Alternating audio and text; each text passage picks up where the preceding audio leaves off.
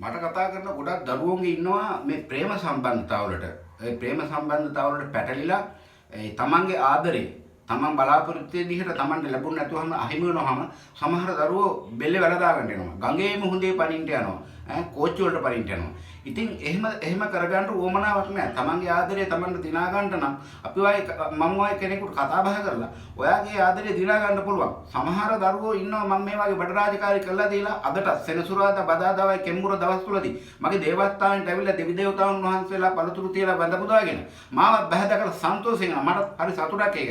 ඒ නිසා තමයි මම ඔය දරුවන්ට කියන්නේ ඒ විදිහට අසරණ වෙන්න එපා. ඔය දරුවන්ගේ ගැටලු තියෙනවනේ කාරණා පිරිමි දරුවෙක් වෙන්න පුළුවන් ගෑනු දරුවෙක් වෙන්න පුළුවන්. මේ කාට වුණත් තමන්ගේ ඒ ආදරේ තමන්ට නැ විදිහට ඒක දිනා ගන්න ඕනයි නම් ඒකට කරන්න දේව කාරණා තියෙනවා, පූජා කටයුතු තියෙනවා, බන්ධන කටයුතු තියෙනවා. ඒ නිසා ඒ ආකාරයට වැඩ රාජකාරියක් කරගෙන තමන් අසරණ වෙන්නේ නැතුව තමන්ට බොහොම අමාරුවෙන් හැමෝටම මේ මනුස්ස ජීවිතේ නිකන් නිකරුණේ නැති නැති කරගන්න නැතුව වැඩ රාජකාරිය හරියට කරන කෙනෙකුට බාර දීලා තමන්ගේ වැඩේ කරගන්න උත්සාහ කරන්න.